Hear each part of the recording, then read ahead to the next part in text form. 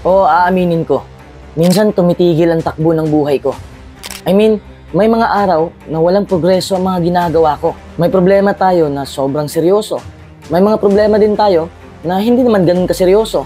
Nag-aalala tayo sa mga bagay na hindi natin makukontrol. Maikli lang ang buhay para mag-alala ng sobra. Ito ang mga bagay na sobrang pinuproblema ng mga tao. Number 1, bayarin. Walang katapusang bayarin, di ba? Nagtatrabaho tayo para may pambayad. Ang iba'y nag-struggle sa problemang ito. Kung hindi naman tayo magbabayad, mas lalo tayong mahihirapan. Magpatong-patong na mga bills. Kung hindi natin ito papansinin, lalo lang itong lumalaki. Mas lumalakas at mas mapanira. Nakakatakot, di ba? The thing is, lahat tayo ay may binabayaran. Pero wag mong hayaan na dyan na lang nakapokus ang buhay mo. Huwag mong hayaan na ang mga bayarin na ang nagkukontrol sa buhay mo. Oo, alam kong napakadali lang magsabi na huwag mag-alala sa mga bayarin. Alam ng lahat na hindi magandang mag-alala na lang tungkol sa mga bayarin. Ngunit kapag nalulunod ka na sa utang at wala kang sapat na kita, magulo talaga ang isipan mo. Uulitin ko, huwag kang masyadong mag-alala sa mga bayarin mo. I can assure you, kung mawawala man ang mga bagay sa buhay mo, hindi ka mamamatay. Pero pag aalala ng sobra, ay magpapaikli ng buhay mo. Itatak niyan sa isip mo. May ibibigay akong tip sa'yo. Dapat marunong kang mag-budget. Kung ano yung nasa budget list mo, yan lang ang gastahin mo. Put your budget over anything else. This will help you get a better view of your bills and how they affect you. Kung may mga bagay na hindi naman gaanong importante sa'yo, huwag mo munang bilhin. Bawas-bawas muna sa ibang gastusin. Mag-focus ka lang sa basic needs mo. Huwag mo munang paggastusan yung mga bagay na hindi naman pinakakailangan. Bayaran mo ang mga nabarang utang sa ibang tao, kung meron man. Number 2, pera. Ang pera ay isa sa mga sanhi kung bakit mas lalo tayong namumroblema sa buhay. At ang pera din ang solusyon. Kailangan natin ng pera para makakain. Hindi natin yan may tatanggi. Kung ang kaya mo lang ay bigas, huwag mo nang piliting bumili ng ulam. Kahit ganyan lang, mabubuhay ka pa rin. Ang punto ko lang, huwag mong ipilit, lalo na kung wala kang sapat na pera. Material wealth doesn't equate to happiness. Totoo yan, temporaryo lang ang kasiyahang dulot nito. Kasi kung totoo na pera ang nakakapagpasaya sa tao, bakit ang daming mapera na nadidepress? Why they feel empty? Sa halip na bigyang diin ng pera, pagtuunan mo ng pansin ang mga bagay na nagpapasaya sa'yo. Kung naghahanap ka lang ng trabaho para magkapera, mapupunta ka lang sa trabahong hindi mo gusto. Money can't solve that. Dapat maghanap ka ng trabahong gusto mo. Gumawa ka ng mga bagay na gusto mo at ang pera ay kusang susunod sa'yo. That's the thing. People who pursue their dreams and passions always have more fulfilling stages than those motivated by money. Number 3, nakaraan. Ano pa ang magagawa mo sa nakaraan mo? Wala na. Hindi mo na yun mababalikan. Hindi mo na matwist ang pangyayari. Nangyari na ang lahat. Ang tanging magagawa mo lang ay matuto ka sa mga nangyari sa'yo. The past is important to learn from, but you should not let it get in your way and become a burden. Umabanti ka lang. Iwanan mo na ang nakaraan mo. Maiisip mo man, pero wag mong bitbitin sa kasalukuyan mo. Lahat naman tayo ay may nagagawang pagkakamali sa ating nakaraan. Hindi na kailangan takbuhan pa yon o ikahiya kung sino ka talaga o kung saan ka nanggaling. Ngunit wag mong hayaan na kinukontrol ng nakaraan ang buhay mo. Matuto ka sa iyong mga paghihirap at lumaban ka ng mas mahusay sa susunod. Patuloy ka lamang masasaktan ng isang bagay na nangyari na kung hahayaan mo ito. Number 4, buhay ng iba. Huwag kang makipag-chismis. Huwag mong pakialaman ang buhay ng iba. Kasi may sarili kang buhay. Walang magandang maidudulot ang chismis sa buhay natin. Iba kasi ang concern talaga sa nakikichismis lang. Kung ano man ang ginagawa ng ibang tao, labas ka na doon. Wala ka nang pakialam sa buhay nila, sa mga desisyon nila. Bakit ka pa nag-aalala? Sa halip na sila ang nasa isip mo, sarili mo na lang ang alalahanin mo. Worry about yourself. Hindi pwedeng alamin mo ang buong kwento ng iba. Hindi rin pwedeng ang iba ay makialam sa buhay mo. Life is just too short to worry about what others are doing. Number 5, haters. May haters ka ba? Kung meron man, isipin mo lang na you can't please everybody. May maraming sikat na wala namang ginagawang masama sa mga tao, pero hate na hate sila ng karamihan. Kahit ano pa ang gawin mo sa mundo, may mga taong hindi magkakagusto sa'yo. Kahit may mga haters ka man, ipagpatuloy mo pa rin ang ginagawa mo. Basta't wala ka lang tinatapakang tao. Kung makakabuti naman sa'yo ang ginagawa mo, walang problema dun. Again, people are not always going to like what you do. Kahit saan ka lumingon, may makikita kang mga tao na ayaw sa'yo. Alam mo, may mga kakilala akong pinakamabait, mahabagin, pinakamaalalahanin, at kagiliw-giliw na mga tao. Pero may mga taong ayaw pa rin makipagkaibigan sa kanila. Hindi natin maiintindihan, di ba? Kung bakit ganon. Kung ako ay tumigil na at nagpaka-stress na lang sa tuwing may taong hindi magkakagusto sa mga desisyon ko, siguradong wala akong narating sa buhay ngayon. Wala naman akong hater siguro, pero may mga taong hindi naniniwala sa pangarap ko. Pero hindi ko na iniisip yon. Nagpapatuloy pa rin ako hanggang sa nagbunga ang lahat. Kaya wag kang ma-stress sa mga haters mo. Okay? Number 6, trabaho. Palaging may mga proyekto, mga gawain, at mga rush hour sa trabaho. Lahat naman siguro ay na-stress sa trabaho, di ba? Nakakapagod. Nakatutulong naman ito para mahalin ang iyong ginagawa. Ngunit kahit na hindi mo gusto ang ginagawa mo, ang trabaho ay isang bagay na dapat palumanay mo lang trabahuhin. Kung wala ka sa trabaho, wala kang alalahanin. Hindi ka inaantok. Kung naka-duty ka na, be productive. The less you worry about work, the quicker it goes by. Kahit ang trabaho mo ay hindi naman kasosyalan, mahalin mo pa rin yun. Huwag kang mag-alala sa iniisip ng iba. Huwag mong ikahiya kung ano ang trabaho mo. Marangal naman ang trabaho mo. Galing sa malinis ang pera mo. You're not defined by your career. You define it. Number 7, edad. Sino ba dito ang takot tumanda? Ang dami. Kaya nga may maraming bitamina o pamahid na may anti-aging, di ba? Para pigilan ang pagtanda.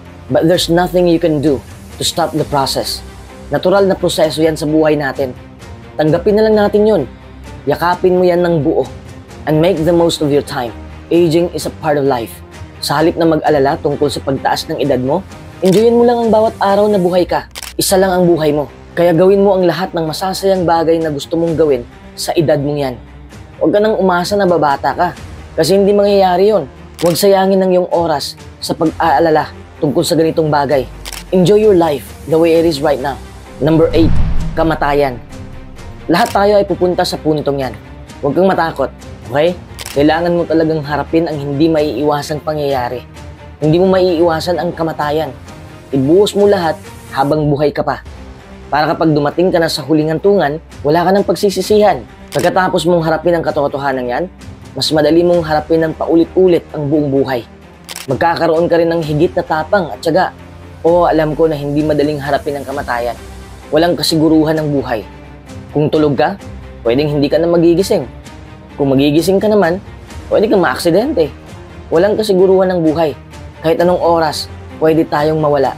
So now, face mortality and go live your life. Number 9, iniisip ng iba. Nung teenager pa ako, lagi kong sinasabi na wala akong pakialam kung ano ang iniisip ng mga tao sa akin. At nakahagaan yun ng aking loob. I started to find my passion and I find what I'd love to do for my life. Kaya nagsimula akong maging ako. Ano man ang iniisip ng aking mga kaibigan o pamilya tungkol sa mga plano ko.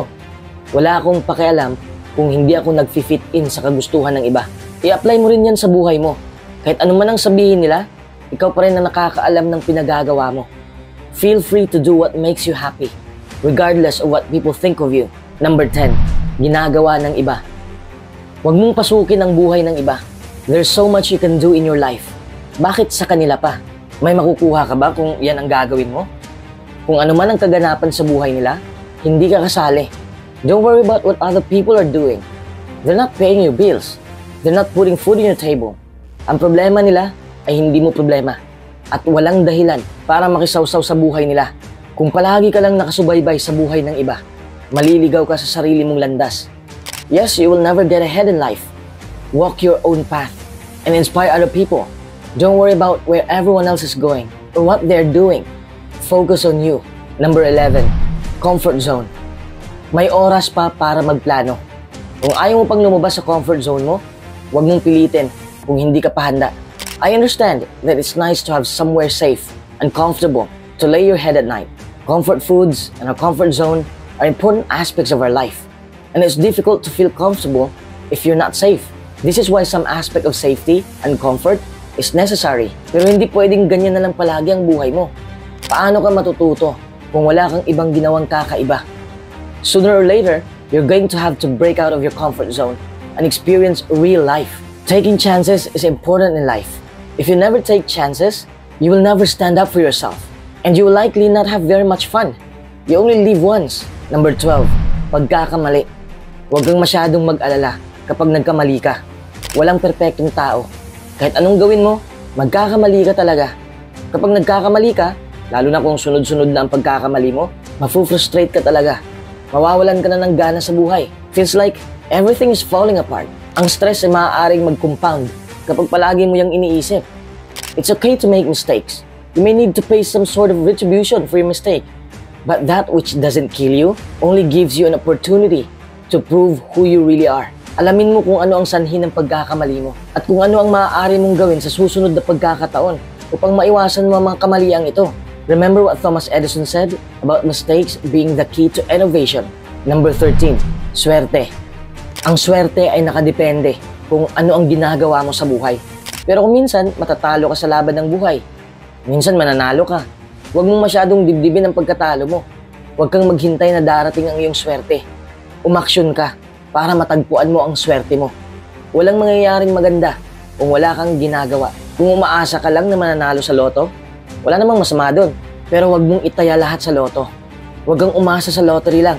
Work with what you have. By pursuing your dreams and goals, you will feel like you already won. Swerte ka na. Number 14, hinaharap. Hindi mo pa alam kung ano ang mangyayari. Huwag mong pangunahan. If you don't start something because you're scared of all the things that may go wrong, you're probably better off.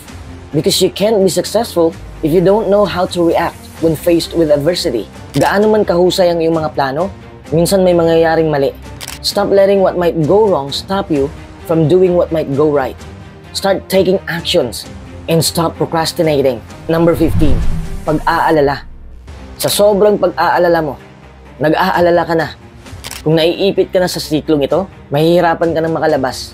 Although you're better off not doing it, there's nothing wrong with worrying. Worrying about worrying is a good sign you need to stop it. Kung nandito ka na sa sitwasyong ito, ang unang bagay na kailangan mong tandaan ay huminga ka lang ng malalim. Stop getting frustrated with yourself. Number 16, nagtaas ang presyo. Price is not everything. Kung nagtaasan ng presyo ng mga bilihin, wala ka namang kontrol doon. Magsimula kang mabahala kung mahal ang produkto tapos hindi naman di kalidad. Yes, quality is an important aspect in life. Number 17, maliit na bagay. Kung maliit na bagay lang yan, tama na ang tamang pag-aalala. Huwag lang sobra. Don't sweat the small stuff. Little things go wrong every day in our lives. May mga maliit na bagay na nakakasira ng mood mo. Pero kung i-consider mo yan na bad day, you're archiving your life the wrong way. Instead of getting frustrated by the little things, focus on all the positives. There are entirely too many great things happening on a day-to-day basis to worry about the little annoyances in life, right? Number 18, mga bagay na hindi mo makukontrol. Kung wala yan sa kontrol mo, wala kang magagawa. Ang isipin mo na lang, walang mananatili sa buhay mo. This too shall pass. Everything is temporary. The general idea is to stop yourself from getting annoyed about that which is outside your control. Hindi natin makukontrol ang lagay ng panahon. Hindi natin makukontrol ang pagtaas ng presyo ng mga bilihin. Hindi natin makukontrol ang traffic, ang mga natural na sakuna. Ang tanging makukontrol mo lang ay ang iyong ugali at pananaw mo sa iyong buhay. The easiest way to reduce stress is to stop thinking about all the stuff you can't control. So you can focus on whatever task is at hand. Whether it's good or bad, focusing on your present is the easiest way to either resolve or enjoy what's happening to you. Number 19, perfectionism. Walang perpekto. Lahat tayo ay magkakamali. May kamalian tayong nagawa at magagawa pa. Life's too short to dwell on anything for too long. Unless it makes you feel happy and fulfilled, sure you will make mistakes along the way. But that's part of the fun. Stop wasting your time trying to be faultless. Because you can't.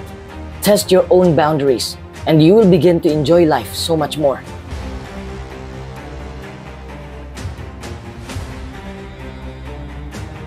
Makakamit mo ang tagumpay kung hindi mo minamadali ang proseso. Habaan mo naman ang pasensya mo. Halos lahat ng tao gusto agad-agad makukuha nila ang kanilang inaasam-asam. Ayaw nilang maghintay. Madali lang silang mabagot. Pero hindi ganun ang realidad. Kahit pilitin mo man, mahihirapan ka lang. Kasi nga, hindi ganun ang realidad. Kung palagi ka lang nag-i-expect na darating kagad ang hinihintay mo, tapos hindi dumating sa ina-expect mong petsa, ano ang mangyayari? Reklamo. Palagi kang nagre-reklamo. Sinisisi mo na ang sitwasyon. Galit na galit ka at hindi mo maiintindihan kung bakit palpak ang buhay mo. Sa totoo lang, kung gagawin mo lang ang lahat ng makakaya mo, plus habaan mo lang ang iyong pasensya, yun bang hindi ka nagmamadali? Mapapasayo rin ang gusto mo. Kung umaayaw ka na dahil lang natatagalan ka o nababagot ka na sa kakahintay ng tagumpay, parang pinutol mo na rin ang tulay. Ang tulay na dinadaanan mo patungo sa iyong tagumpay. Kahit gaano ka pa kabait, kahit gaano ka pa kapursigido, makakaranas ka pa rin ng pagsubok sa buhay. Hindi mo yan maiiwasan. Ibig sabihin, kung susuko ka na kagad dahil lang tinamaan ka ng matinding pagsubok, wala na rin ang tagumpay sa'yo. Hindi madaling sungkitin ang pangarap mo. Oo, madali lang mangarap, pero hindi madaling makuha ang pangarap. Hindi yun basta-basta na lang mahahawakan mo. Siguradong matatagalan ka muna bago mo makuha. Kaya minsan sa sobrang hirap, iniwan mo na lang ang pangarap mo sa buhay.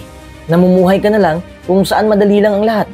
Tapos ikaw pa ang may ganang magreklamo kung bakit nandyan ka pa rin sa sitwasyon mo. Hindi mo naman talaga gusto. Binitawan mo ang unang mong pangarap dahil hindi mo nakayanan ang pagsubok. Tapos iniba mo na naman ang pangarap mo. Hindi mo pa nga natapos ang una, lumipat ka na. Hindi po pwede yon. Subukan mo muna. Huwag kang sumuko kagad kasama ang kahirapan sa buhay. Lalo na kung may hinahabol tayong pangarap. Lalong-lalo na sa panahong ito. Puno na ang mundo ng mga nakakaingganyang mga bagay. Mas madali lang tayong lumipat ng iba't ibang direksyon. Kaya minsan, nalilito na tayo kung ano ba ang uunahin natin. Nararanasan mo na ba yan? Yung may pangarap ka nga, pero hindi mo alam kung ano ang uunahin. Alam mo ba kung bakit ka nalilito? Dahil sa dami mong kagustuhan sa buhay na pinagsabay mo. Hindi mo pa nga nakuha ang isa, may gusto ka na namang isa. Diyan papasok ang salitang kontento. Dapat makontento ka. Hindi ko sinasabi na makontento ka sa buhay na hindi mo gusto. Ibig kong sabihin, pahalagahan mo ang mga bagay na nakamit mo na.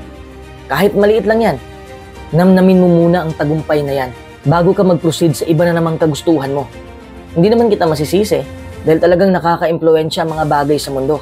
There will always be something that looks better. Kaya nakapokus ka na lang sa bagay na yun. But don't fall for it. It's a trap. Dapat alam mo kung paano magdesisyon ng tama. Dapat ang desisyon mo ay pangmatagalan. Anong ibig kong sabihin? Yun bang nagdesisyon ka ngayon na aksyonan mo ang kagustuhan mo, tapos sa susunod na araw, hindi mo pa rin nakukuha. Mag-stick ka pa rin. Hindi yung isang desisyon lang, tapos desisyon na naman ng bago. Don't change your decision too fast. Ang taong hindi nagtatagumpay ay ang mga taong walang desisyon sa buhay. Wala ka talagang masusungkit na tagumpay kung ganyan ang kinikilos mo, kung ganyan ang ugali mo. It's hard to achieve or to attain a monumental goal, even in the best of circumstances. It takes true grit and effort. Dapat magsikap ka. You work hard and also work smart. Kung matatag ka sa pisikal, dapat kasama ang mentalidad mo. Dugot pawis ang nakasalalay sa bawat pagharap mo sa mga pagsubok sa buhay. But the problem is not in giving up on the goal that we set for ourselves. It's not so much about losing a certain amount of weight or attaining a certain level of net worth. It's more so about the impact and the legacy that you leave in this world. At kung susuko ka na ngayon, paano mo ipagpapatuloy ang mga nasimulan mo? Paano mo mahahawakan ang tamis ng tagumpay? Paano na ang pangarap mo? Paano na ang pangarap mo para sa pamilya mo? Kailangan mong maunawaan na ang pangarap natin sa buhay ay madali lang isipin, pero napakahirap abutin. Sinasabi ko ang katotohanan na yan para hindi ka umasa o magmadali. Mahirap man abutin, pero hindi ito imposible. Kung may pangarap ka, simula ngayon, dapat inaaksyonan mo na. Huwag mong ipagpaliban bukas. Paano kung bukas wala ka na? Hindi mo alam, di ba? Kung pagod ka na, pwede kang umupo, pwede kang humiga, pwede kang tumigil saglit. Pero saglit lang, hindi pwedeng magpakatamad. Para sa akin lang may mga araw man na tinatamad ako, pero iniisip ko lang palagi ang goals ko. May target ako dapat tamaan ko yun. Kaya palagi akong umaaksyon. Wala na akong panahon sa mga walang kwentang bagay na kumakain sa oras ko. Bakit nasabi ko na hindi pwedeng magpakatamad sa buhay? Because everything is gonna take more effort than you initially think it will. Kahit anong klaseng goal ang nasa isip mo ngayon, kung susuko ka na, ibig sabihin na wala ka na ring silbi sa mundong ito. Sorry sa word na walang silbi, okay? Alam ko masakit ang dalawang salitang yan, pero kailangan mong masaktan eh. Kumpleto kang ipinanganak sa mundo. Kaya hindi pwedeng magpakatamad ka lang. Yung iba nga may kapansanan, pero grabe kumayod.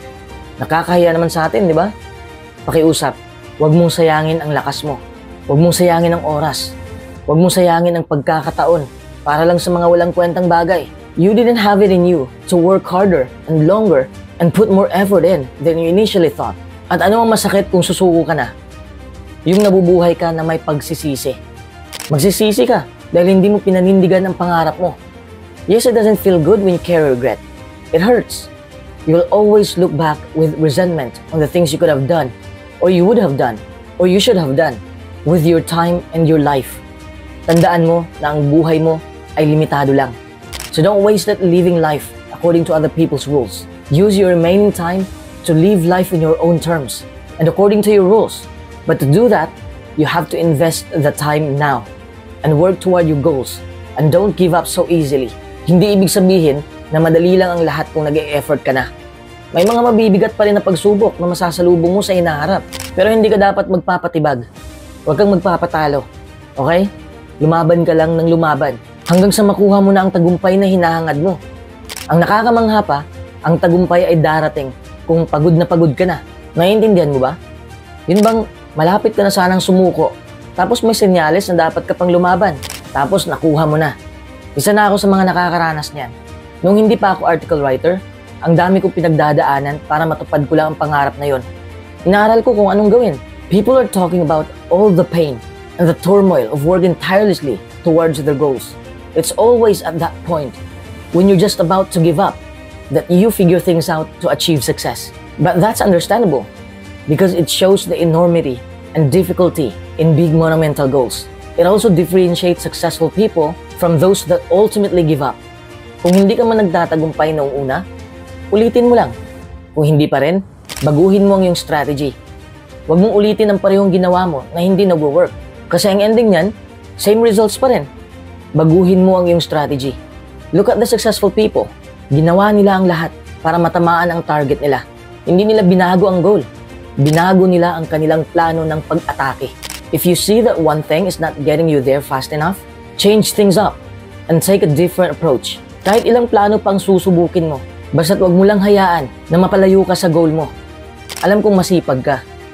Alam kong may pangarap ka. Alam kong gusto mo yung makamit. Kaya nga sinasabi ko to sa'yo, para wag kang panghinaan ng loob.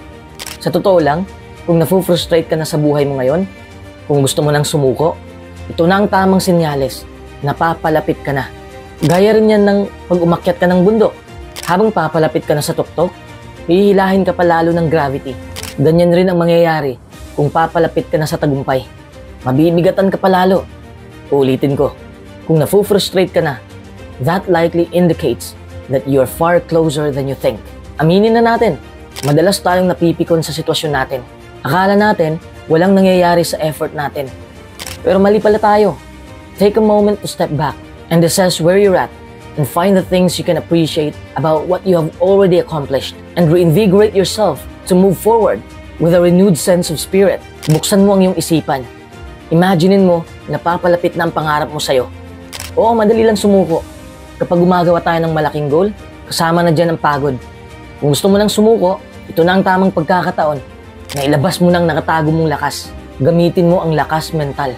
Use your mind to envision a bigger and brighter future that's awaiting you.